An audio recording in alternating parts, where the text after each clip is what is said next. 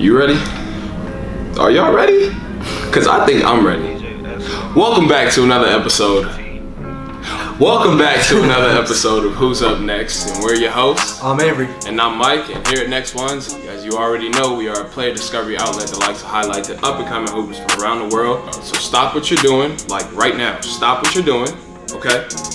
Hit that like button, thumbs up, subscribe, and leave a comment below for any of the hoopers that you want us to feature in the near future. But before we get started, later in the show we'll be introducing a special guest, so stay tuned. But for now, the most important question we have here is who's up next. So Avery, who do you think that is? I kept looking at the schedule and I was like, why does St. Bonaventure keep taking L's? They beat UCLA last year in March Madness. True. And one thing I noticed is Courtney Stockard wasn't playing, and that's exactly why. But when he came back, you know what he did? Dropped 19 points in limited minutes. Just returning from injury. All preseason conference selection. He's the real deal. If you don't remember his highlights from UCLA, he was dunking on their whole squad. So welcome back, Courtney. Yeah. Shout out to True Vision. And he's definitely up next. Check the player card. True Vision. Remember that name. True. Okay, for me personally, I have Talen Horton Tucker, another three-name guy this week for me. Talen Horton Tucker. He's a freshman over at Iowa State right now, and man, he's a bully. He's a really good physical guard that likes to use his big frame, about 6'5", 230 or so, to really, push dudes around on the offensive end. He has a really strong and aggressive game. Plays with a chip on his shoulder. He's from Chicago. Went to Simeon High School, so you know his lineage. Jabari Parker. Exactly. So with that just being said, man, I like this guy's attitude on the court. I like how he plays every single day. He's a great rebounder at his position. Back in the Maui Invitational, he had 26 points, 14 rebounds, and 6 assists against Iowa in a blowout win.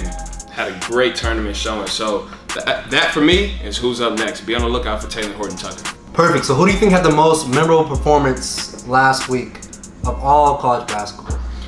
I'm gonna go with an overall best performance, and I'm gonna go with a guy that people have been sleeping on, I feel like, and that's Zach Norvell Jr.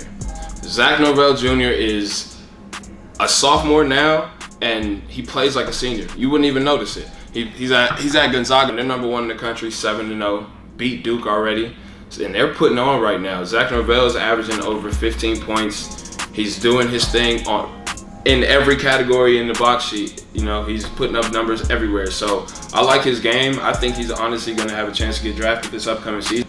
People need to start talking about Gonzaga as a whole. Obviously, they're number 1, but let's not forget they're a mid-major. Right.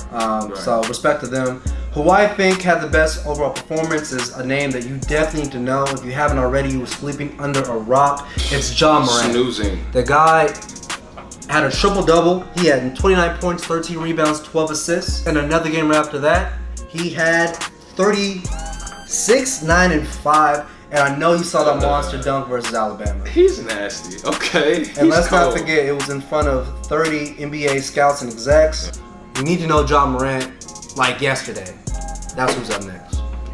Like yesterday, literally. Speaking of next, I want to introduce you to a special friend of Next Ones. It's Colin Braun, reigning from Iowa, Chicago. He'll help with contributing content that we have on Next One. So if you see any in-depth analysis with CB around it, that's him. So Colin, I'll leave it to you. Yo, this is Colin Braun here with Next One. I'm based out of Cedar Rapids, Iowa, Chicago, Illinois, Midwest. College basketball analyst, play-by-play announcer here throughout the country.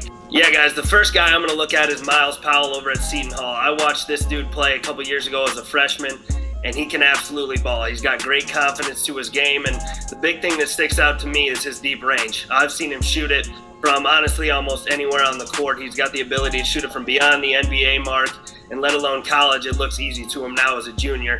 The other thing he can do is really get in the lane. He can create for not only himself, but for playmakers on his team as well. I think he's got great touch around the rim with a solid floater. And then I think his basketball IQ, first and foremost. I think that's the big thing. He's the leader for this Seton Hall team. I'm expecting big things from Myles Powell as he kicks off his junior year.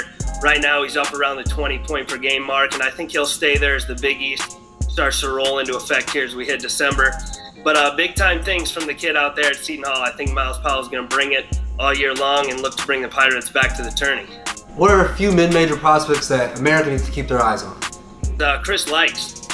For those people who don't know who Chris Lykes is, man, I think you will by the end of the year. He's a 5'7" sophomore guard down in Miami, but he can really play. And when I watch him on tape, the biggest thing that sticks out to me is his quickness. This guy is a nightmare when he's in the open court. He can get up and down, and I think he's got major lift when he gets to the rim as well. He can really use his body, kind of contort himself and finish at the rim through contact. I think he's great in the pick and roll as well, kind of dishing and diming to other players, especially bigs. And then he can shoot it, just like Myles Powell. I don't know if he has the range that Powell has, but he can really stroke it from three.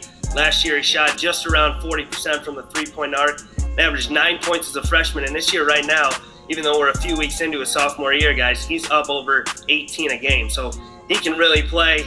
And, you know, the basketball doesn't matter what size you are. If you can shoot it, if you can play, you're going to take notice, or we are going to take notice. And Chris Lykes, I think he's a guy to force to be reckoned with in the ACC, and I think people across the country will start to notice who he is now. But Mike, who do you think is the best, mid-major prospect that people need to keep an eye on? For me, I'm going to go with Levi Bradley.